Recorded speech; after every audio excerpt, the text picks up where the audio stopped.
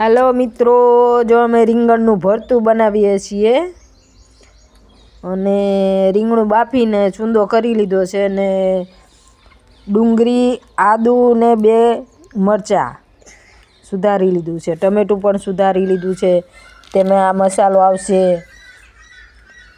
પછી હળદર આવશે, પછી લાલ મરચું પાવડર આવશે, પછી લીલું લસણ, કોથમરી એ બધું નાખવામાં આવશે।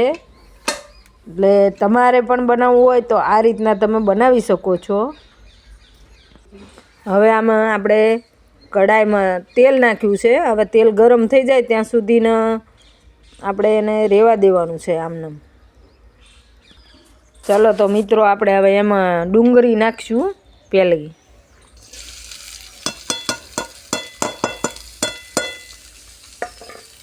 હવે ડુંગળી તો નાખી દીધી છે। હવે ડુંગળીને થોડીક શેકાવા દઈશું।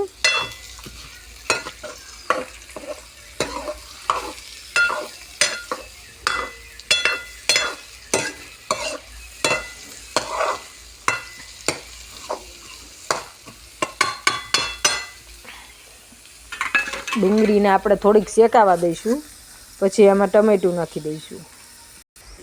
હવે આપણે આ સલ્યામાં મીઠું એડ કરીશું, એટલું મીઠું સ્વાદ પ્રમાણે, અને સ્વાદ પ્રમાણે આપણે લાલ મરચું નાખીશું,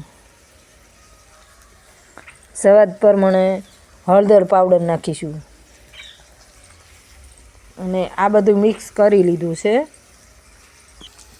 હવે આમાં આપણે ટમેટા એડ કરીશું। એક ટમેટું લીધું છે, મોટો પીસ ટમેટું હોય ને એવું ટમેટું લીધું છે। હવે ટમેટું અને ડુંગળી બરાબર સરખા પાકી જાય ને એટલે પછી એમાં આપણે જે ગરમ મસાલો છે, મરચું છે લાલ, એ બધું પછી એમાં એડ કરીશું। અને મિત્રો, તમે ગેસે બનાવો ને એની કરતાં આ વસ્તુ તમે ચૂલે બનાવો ને તો એ બહુ સારો સ્વાદ આવે છે, મીઠો।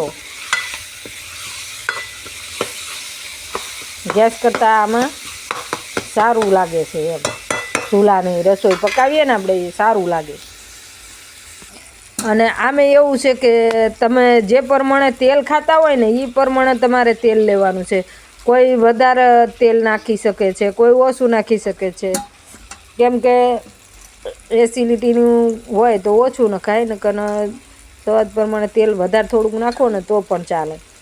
પણ અમે તો ઓછા તેલથી અત્યારે આ પકાવીએ છીએ, કેમ કે એસિડિટી છે એવું બધું કઈક જાતનું થાય છે એટલે એમ। હવે આપણે એમાં આ મસાલો જે કર્યો છે ને એ મસાલો નાખી દઈશું, લાલ મરચું પાવડર, હળદર પાવડર, મીઠું, એવું બધું।